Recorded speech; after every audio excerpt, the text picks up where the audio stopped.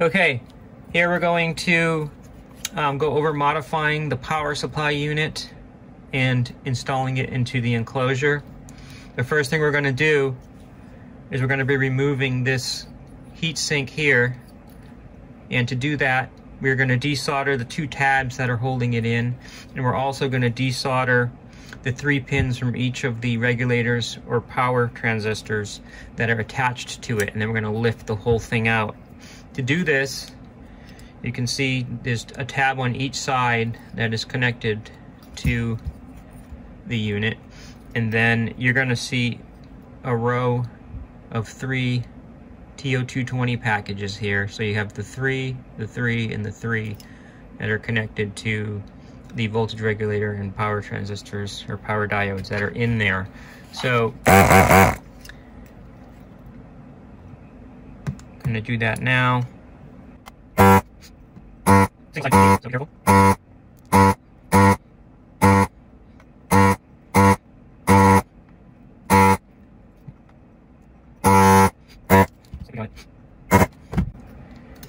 Okay.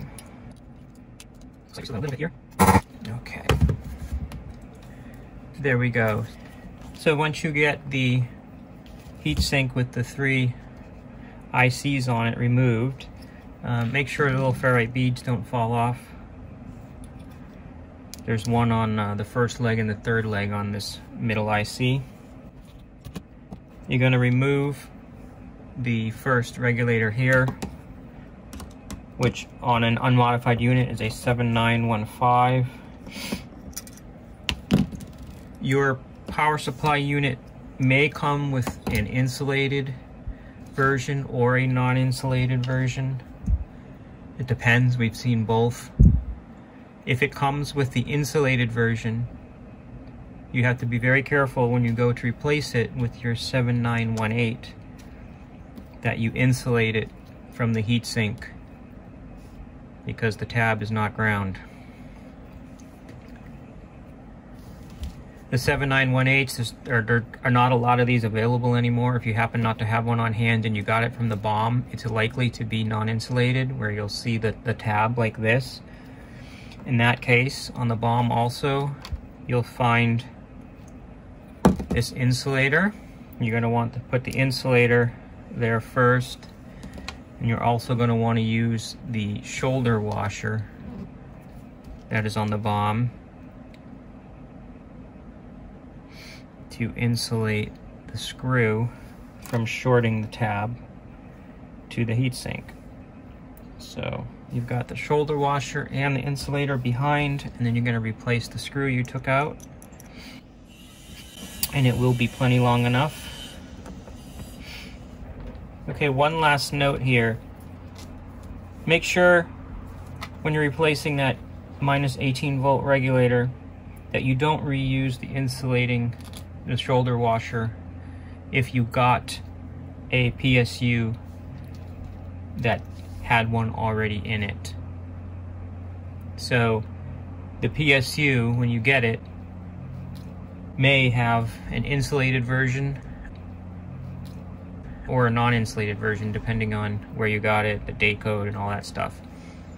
However, the tab on the non-insulated version is much thicker than the currently available part that is on the BOM, and the shoulder washer is too long. The inner part that goes through the hole is too long, whereas the part that's on our BOM is shorter, so it fits this tab better. If you try to put this shoulder washer through this part, it's going to stick out the back, and then when you go to install it to the heatsink, it's going to be pressing against it and not touching, so you're not going to get good heat sinking performance. And it's important on this PSU, the most stressed out supply rail is the minus 18 volts when used with the VS-1.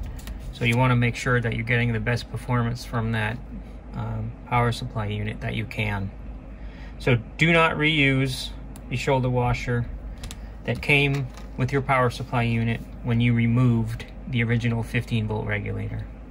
Replace it with the part on the BOM from a Santra It should be a black shoulder washer, and use it with the 7918 that you are replacing. Then we're going to want to replace this diode right here, this zener. We're going to want to raise that zener voltage.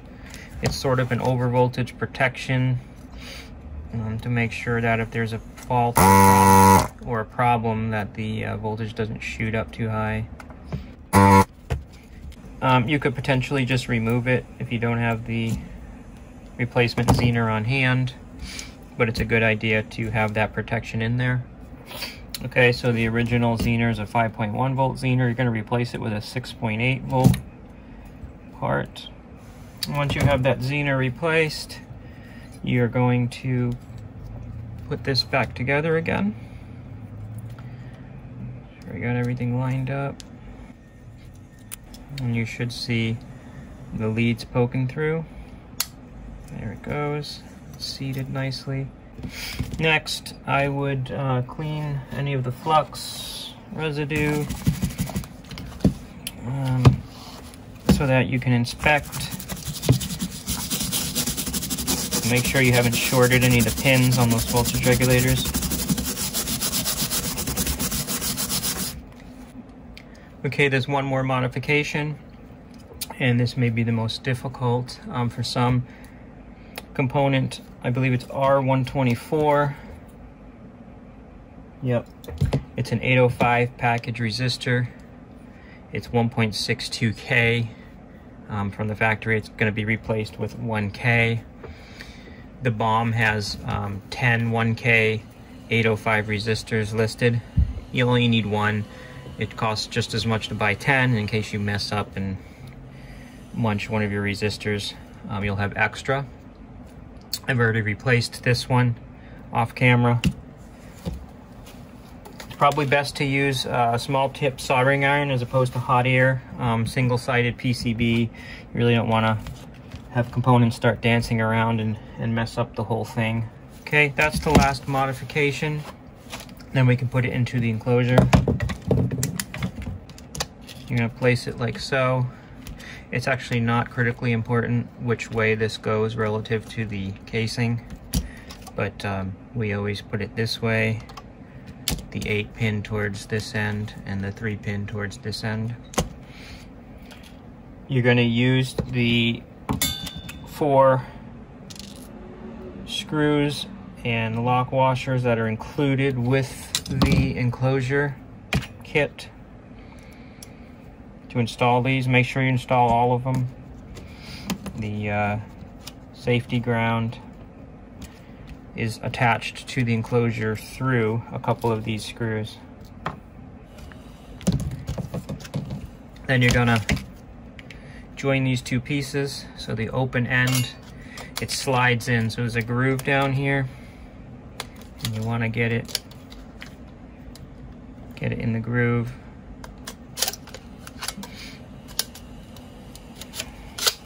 And slide it in. You'll know when it's correct. Then you're going to install the 2 flathead screws.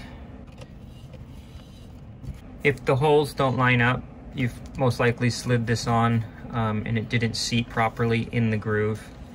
I've had that happen.